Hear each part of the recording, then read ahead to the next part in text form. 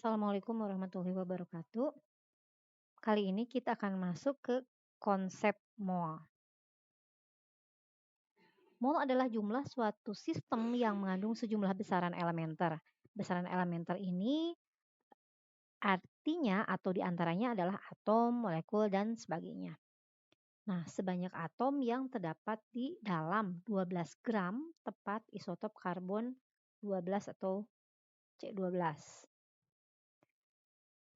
Seorang peneliti yang bernama Lorenzo Romano Amedeo Carlo Avogadro atau dikenal dengan nama Avogadro, ini menemukan suatu angka yang disebut sebagai bilangan Avogadro, bilangan lambang L, di mana menurut Avogadro ini adalah 1 mol ini setara dengan 6,022 kali 10 pangkat 23 partikel. Nah, kalau kita analogikan bahwa satu pasang ini ada 2, satu lusin ini ada 12. Nah, kalau ada ada coklat sejumlah bilangan Avogadro, maka coklat itu akan berjumlah 6,022 kali 10 pangkat 23 buah. Nah, untuk elemennya sendiri ini bisa macam-macam, bisa berupa atom, bisa berupa molekul, bisa juga berupa elektron-elektron. Nah, kalau kita bandingkan ini antara dua jenis unsur, dan ini adalah senyawa gitu ya, yang ini air, yang ini adalah emas. Atom dalam 1 mol emas ini setara dengan jumlah atom atau banyaknya atom dalam 12 gram karbon C12, yaitu sebanyak 6,022 kali 10 pangkat 23 atom.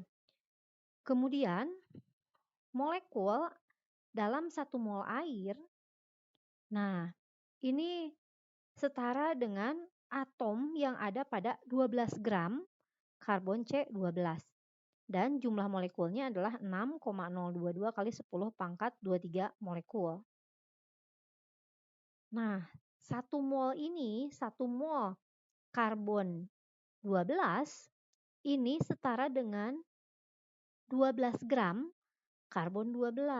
Jadi 1 mol ini setara dengan 12 gram karbon 12. Nah, atau kalau bilangan Avogadro yang tadi 6,02 kali 10 pangkat 23.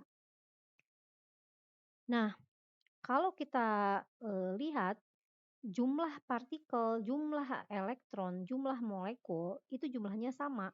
Namun kalau kita lihat beratnya ini akan berbeda. Massa atau berat untuk 1 mol emas dengan berat untuk 1 mol karbon C12 ini akan berbeda. Nah, sebagai contoh, ini ada emas berat 1 mol, ada silver atau perak 1 mol, dan ada tembaga sebanyak 1 mol. Masing-masing karena dia jumlahnya 1 mol, maka jumlah atomnya sama, yaitu 6,02 kali 10 pangkat 23. Namun 1 mol dari masing-masing unsur ini kalau ditimbang, ini massanya akan berbeda. Nah, sehingga kan kalau tadi adalah 1 mol itu setara dengan 6,022 kali 10 pangkat 23. Nah, itu 1 mol. Sekarang bagaimana kalau single atom? Jadi satu atom itu berapa beratnya gitu ya? Nah, ini adalah analoginya.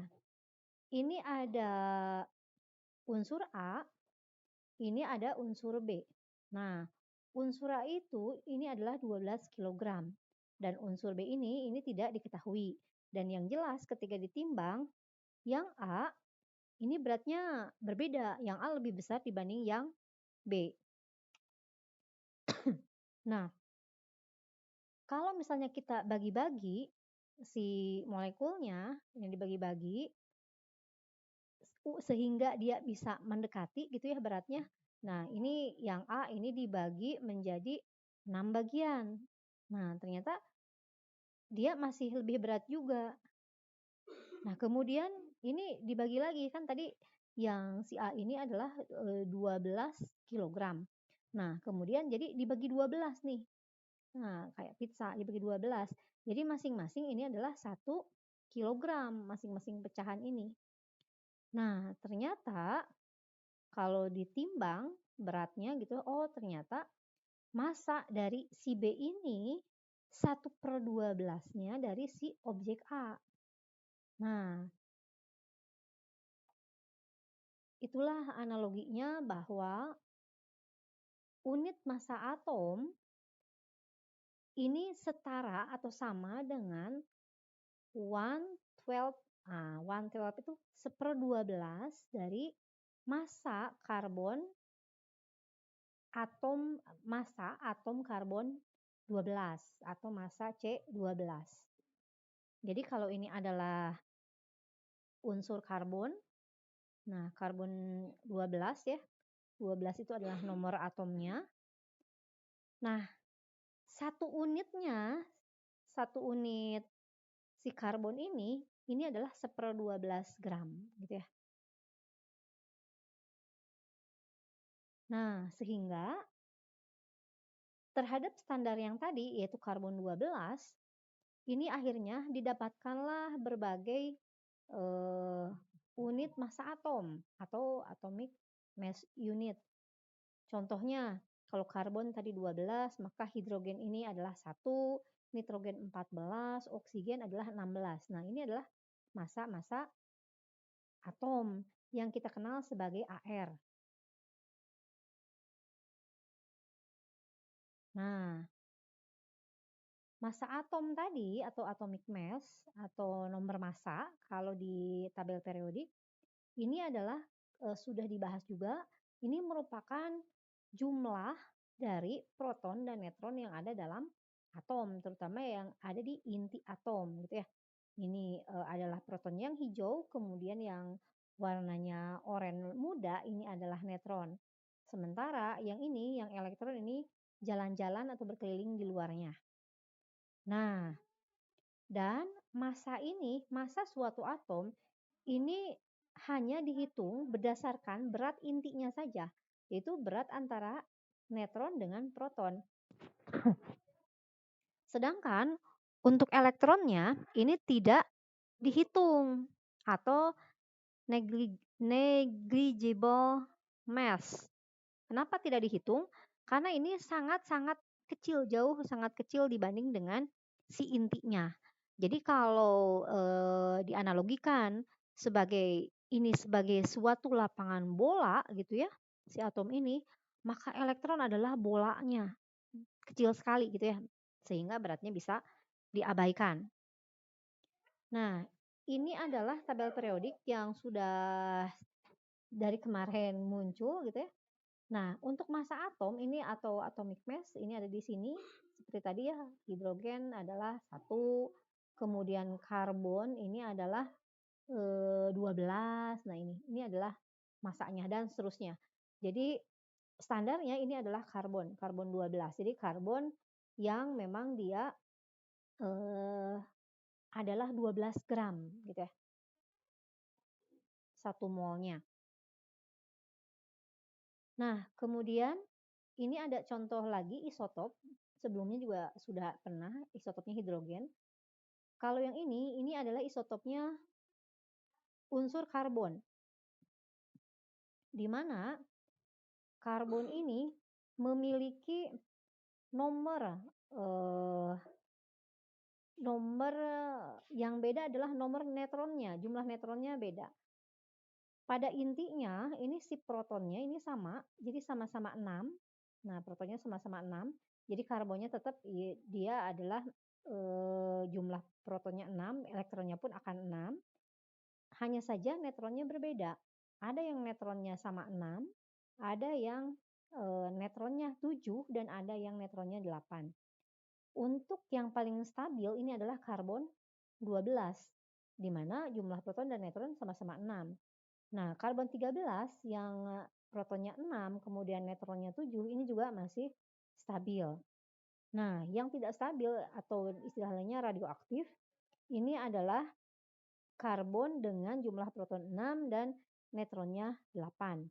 Dan dari segi kelimpahannya atau banyaknya, karbon 12 ini yang paling banyak, yaitu lebih dari 98%. Sedangkan untuk karbon 13 ini sekitar 1,07%, dan untuk yang karbon 14 ini merupakan trace aja. Trace itu jadi mirip seperti cemaran, jadi sangat-sangat sedikit. Nah, ada lagi. Kalau tadi nomor atomnya sama tapi masanya beda karena intinya beda gitu ya, neutronnya beda. Sekarang ini justru terbalik, ini isobar. Isobar adalah di mana atom yang punya nomor massa yang sama tapi nomor atomnya beda. Nah, untuk yang nomor atomnya beda, contohnya yang ini antara sulfur dengan potasium atau kalium, dia sama-sama punya nomor massa yang sama. Jadi beratnya sama 40, yang kalium juga 40. Tapi si nomor atomnya beda gitu ya, karena jumlah proton dan neutronnya ini berbeda. Inilah yang dikatakan sebagai isobar.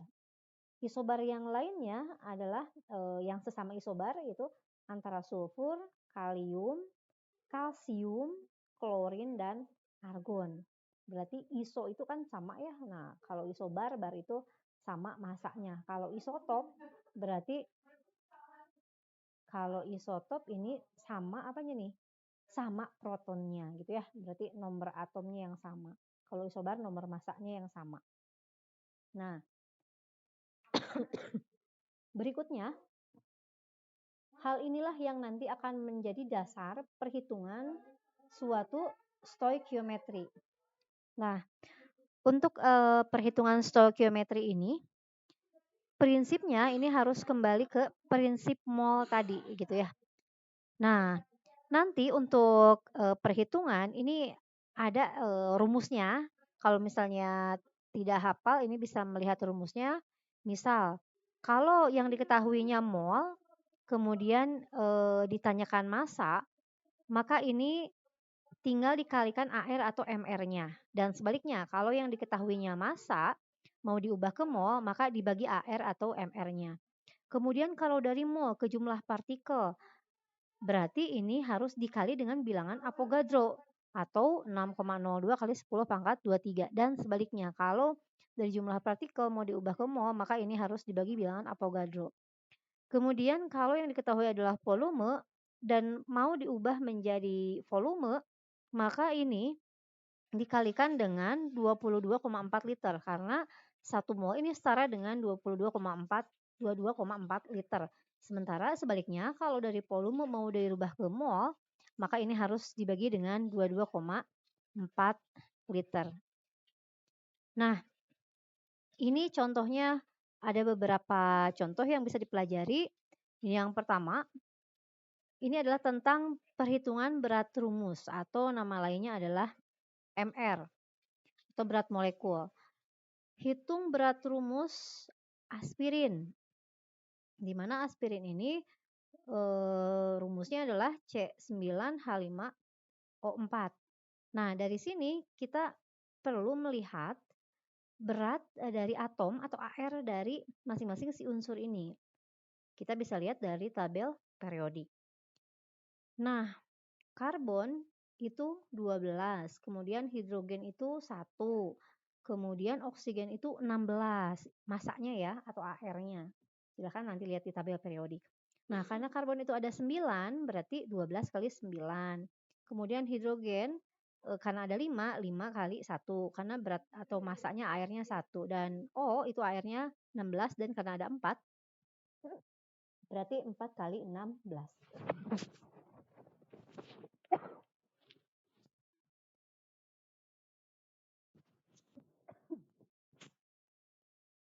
Sehingga kalau dijumlahkan ini menjadi 180.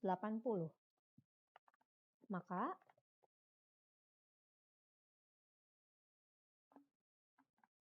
mR dari aspirin ini adalah 180.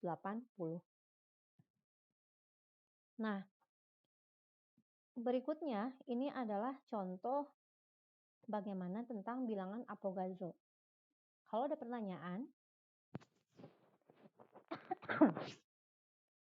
berapa banyak atom karbon dalam 6 gram karbon? Nah, berapa banyak atom? Berarti kan ini tadi kalau berapa banyak atom, berarti ini adalah jumlah atom. Atau jumlah atom ini kita bisa konversi dari bilangan Avogadro, yaitu 6,02 kali 10 pangkat 23. Nah,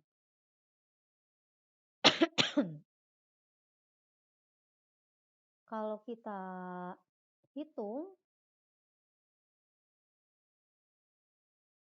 nah, karbon beratnya adalah 6 gram.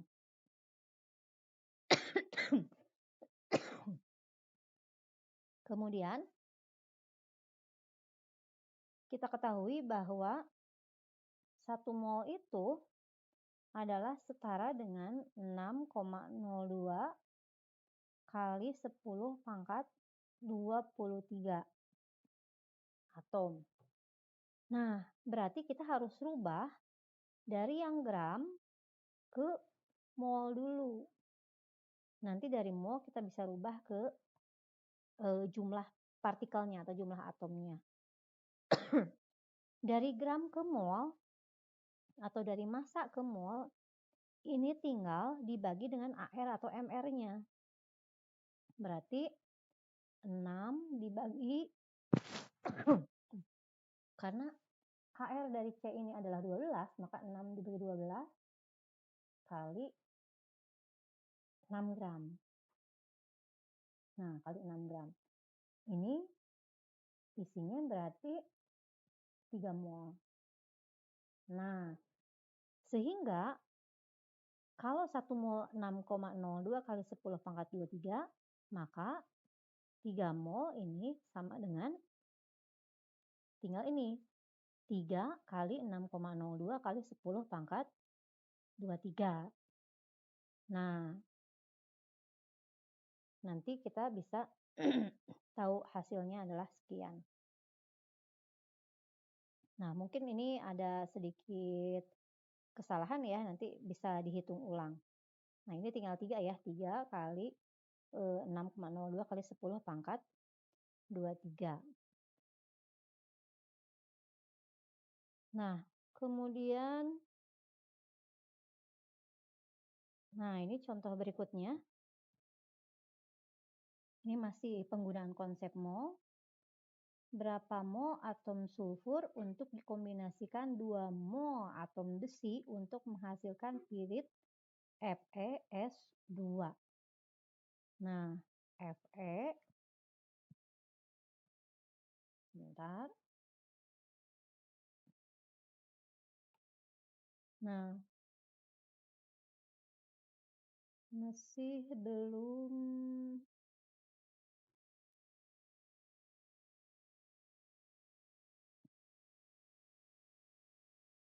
Fe S2. Nah, berapa atom sulfur? Berarti yang ditanya adalah ini, S-nya. Berapa atom sulfur jika ini ada 2 mol besi. Nah, ini 2 mol.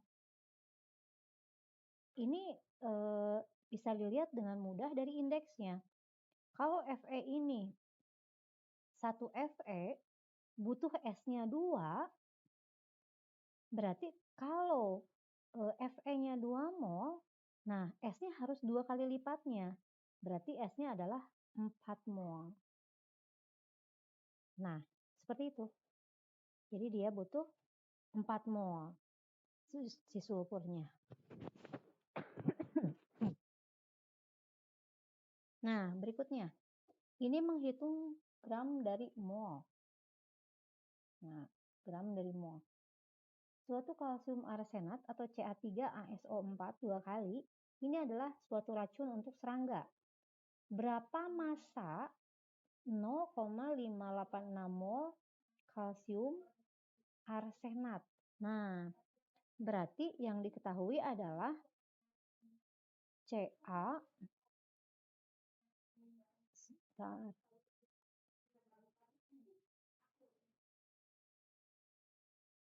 Nah, Ca3,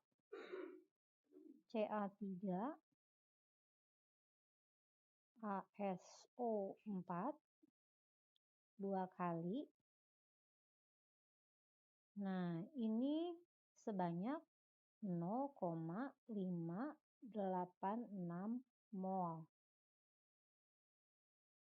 Kemudian yang ditanya adalah berapa massanya? Berapa massa? Kalau massa berarti kan ke gram. Nah, kita bisa lihat dari rumus bahwa kalau dari mol ke massa tinggal dikali AR atau MR-nya. Karena ada rumusnya juga selain diingat-ingat seperti ini bahwa mol atau lambangnya N ini adalah gramnya atau massa dibagi AR. Atau kalau misalnya dia molekul senyawa, dia gram dibagi mR. Nah, sehingga kalau yang ditanyanya massa, si gramnya ini tinggal dikalikan antara mol dengan AR-nya.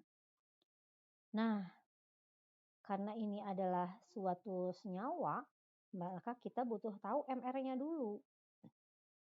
Nah, berarti cari dulu MR dari Ca3ASO4.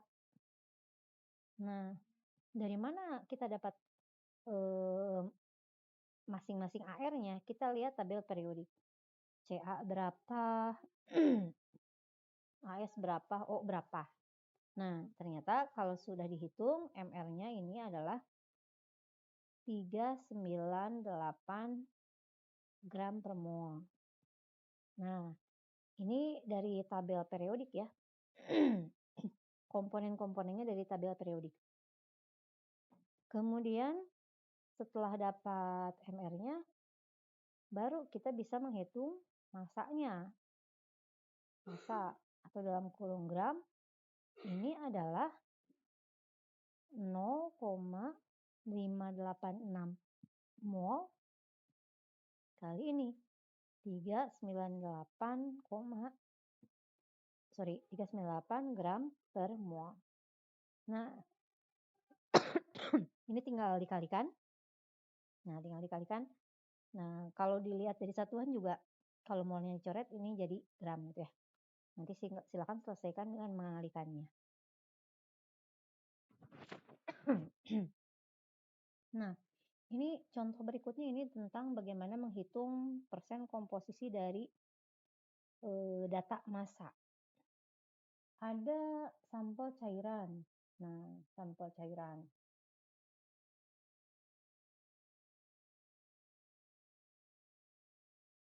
Di sampel cairan ini,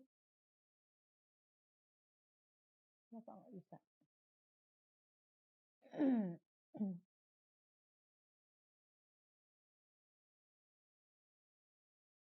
Nah, si sampel cairan ini massanya adalah 8,567 gram.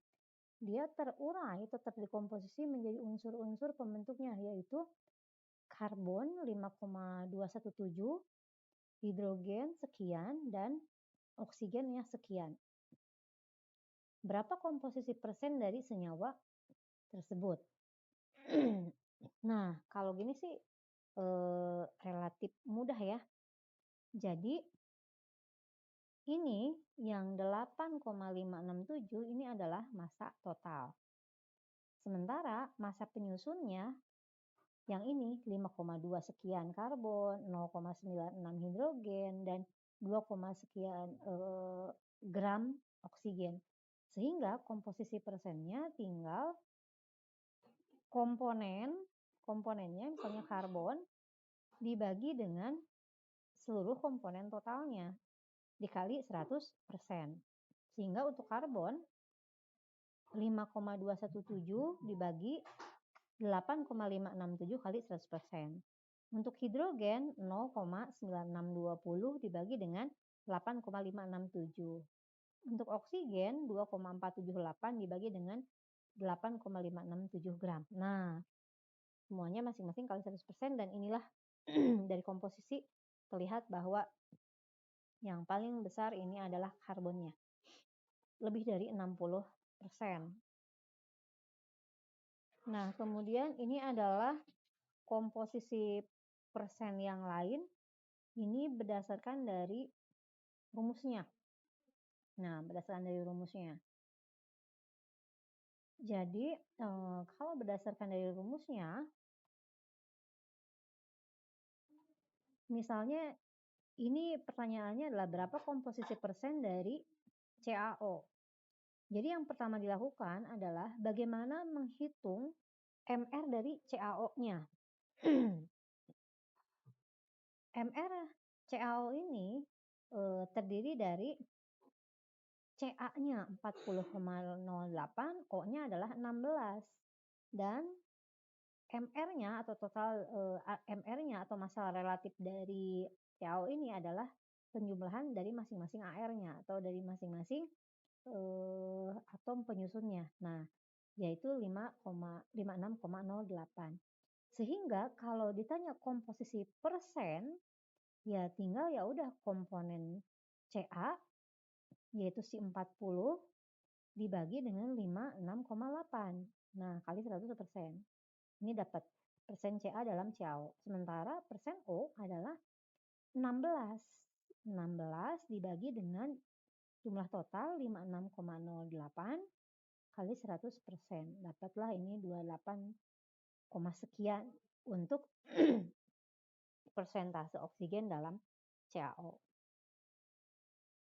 Nah, ada juga nih yang dinamakan sebagai rumus empirik atau rumus empiris.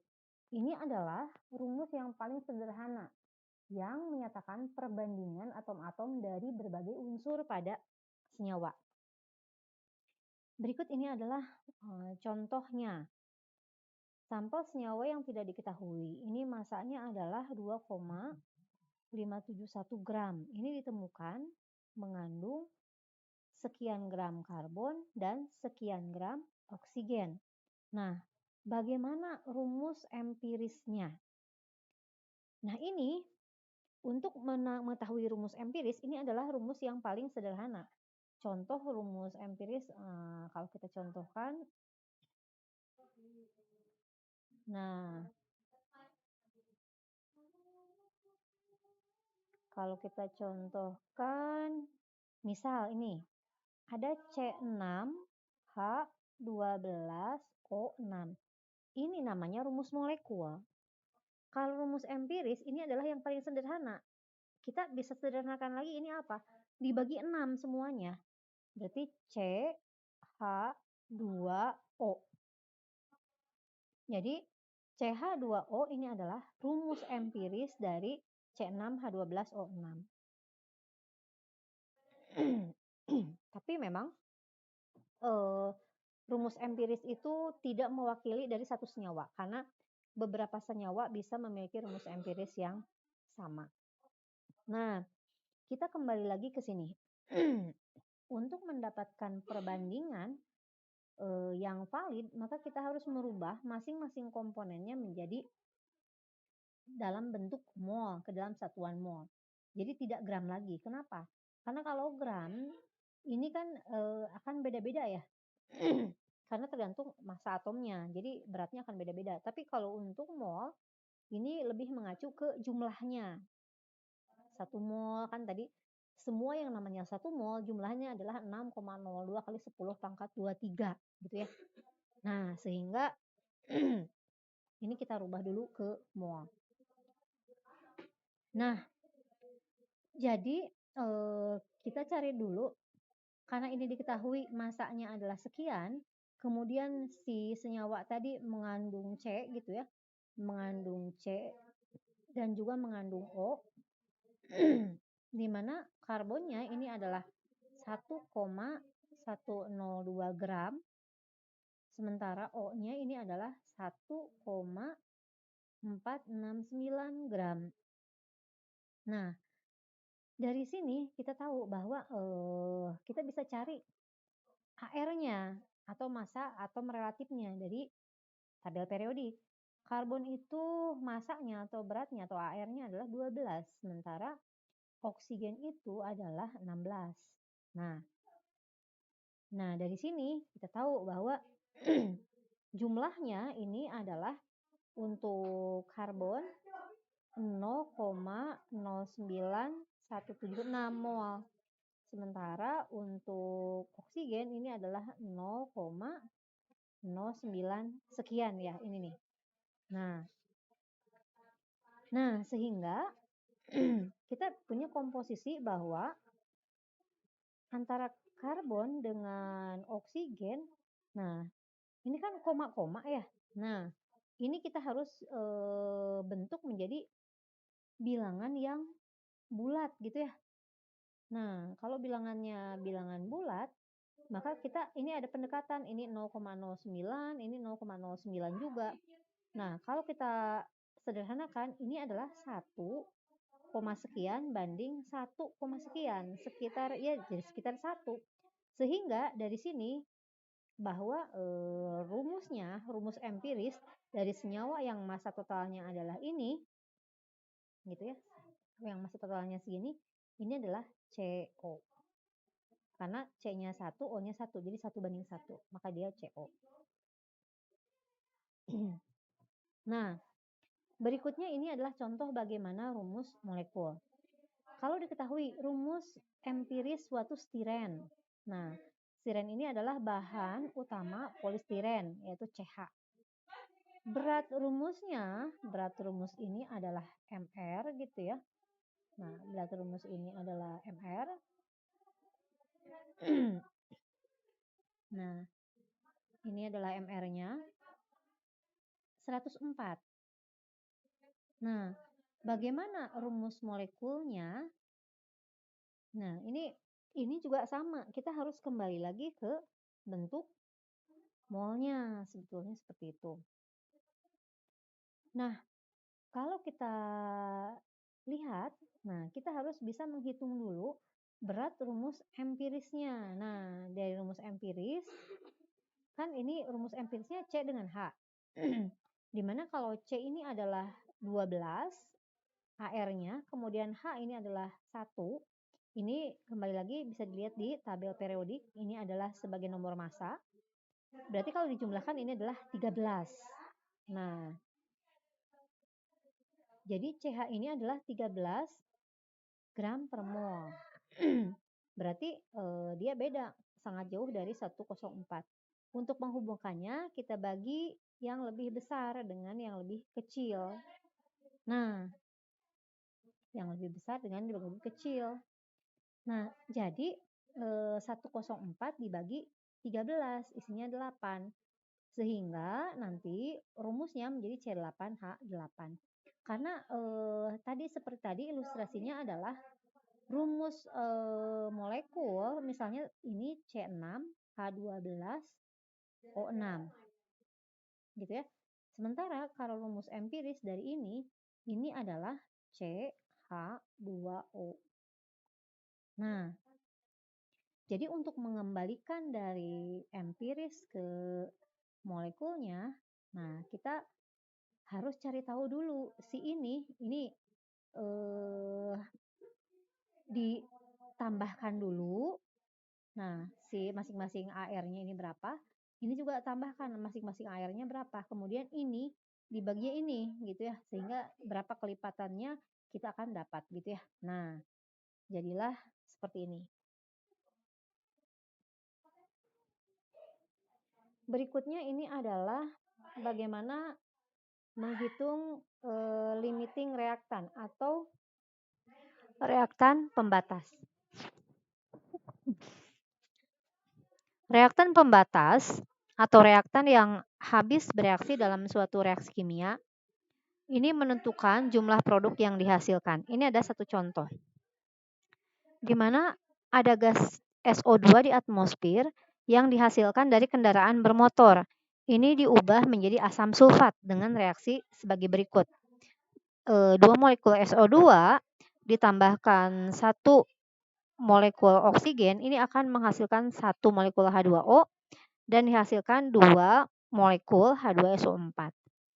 Nah, sekarang pertanyaannya, berapa banyak asam sulfat yang terbentuk kalau yang tersedia adalah SO2-nya 5 mol, kemudian O2-nya ada 2 mol, dan ada air juga. Katanya airnya ini adalah air yang berlebih.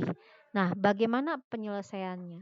Jadi pertanyaannya, berapa ini yang dihasilkan gitu ya, asam sulfatnya. Nah, kalau kita lihat gitu ya, bagaimana penyelesaiannya.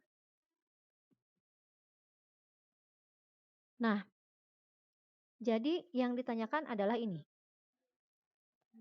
Berapa mol asam sulfatnya? Yang terbentuk dari 5 mol SO2, ini 5 mol. Kemudian O2 ini adalah 2 mol. Nah, jadi yang harus kita cermati adalah setiap 2 mol SO2 ini membutuhkan 1 mol oksigen. Kalau ada 5 mol, ini ya, kalau ada 5 mol SO2, maka berapa oksigennya nanti yang diperhitungkan, yang dibutuhkan? Kan kalau 2 SO2 butuhnya 1,5-nya. Sini kan 1. Berarti kalau 5 mol sama ini juga akan butuh setengahnya. Berapa setengahnya dari 5 mol? 2,5. Nah, kalau yang habis bereaksinya adalah SO2 yang si 5 mol, oksigennya kurang. Nggak bisa nih pakai yang ini. Nah, berarti reaksi pembatasnya nggak boleh 5 mol. Karena kalau kita pakai 5 mol yang SO2, kita butuhnya 2,5 mol O2, sedangkan yang tersedia hanya 2 mol. Jadi ini nggak bisa ya. Yang ini kita nggak bisa pakai. Sekarang lihat, kalau misalnya O2-nya 2 mol. Nah, kalau O2-nya ini adalah 2 mol. Berarti SO2-nya ini akan berapa? SO2-nya yang dibutuhkan berapa? Yang jelas tadi 2 SO2 akan bereaksi tepat dengan 1 molekul O2 atau 1 O2 membutuhkan 2 SO2. Sehingga kalau O2-nya ini ada 2, nih ada 2, maka SO2-nya ini butuh 2 kali lipatnya yaitu 4. Nah, apakah kalau kita berpatokan bahwa ini 2 gitu ya, 2 mol untuk oksigen, terpenuhi enggak 4 mol? Nah, ini kan harus 4 mol ya. Oh, ternyata terpenuhi karena ini ada 5 mol masih sisa. Nah, inilah yang disebut sebagai reaksi pembatas atau limiting reaction. Nah, inilah yang akan dijadikan patokan. Jadilah nanti berapa H2SO4 yang dihasilkan, patokannya adalah ke sini. Jadi kalau oksigennya ada 2 mol, ini akan membutuhkan 2 kali lipat SO2, berarti ini akan 4. Dan produknya pun ini akan 2 kali lipat dari oksigennya, berarti akan 4. Sehingga ini akan dihasilkan 4 mol asam sulfat atau 4 mol H2SO4, asam sulfat atau H2SO4. Nah, kemudian di sini ada air yang berlebih gitu ya. Nah, untuk air yang berlebih sebetulnya kalau dihitung molnya ada berapa. Nah, lihat koefisiennya. Ini koefisiennya 1 kan. Sama juga kayak O2. Berarti kalau O2-nya 2 mol, airnya pun akan 2 mol gitu ya, yang dibutuhkannya. Seperti itu nanti, penyelesaiannya. Nah, untuk penyelesaiannya ini juga sudah ditulis gitu ya. Kalau tadi dijelasin, dengan langkah-langkahnya, nah ini sebetulnya sama aja gitu ya, hanya sedikit berbeda sedikit tapi, dia hasilnya sama, sama-sama 4 mol gitu ya, 4 mol H2SO4 yang dihasilkan. Nah, eee, di slide terakhir ini ada soal, nanti silakan dikerjakan. Baik, assalamualaikum warahmatullahi wabarakatuh.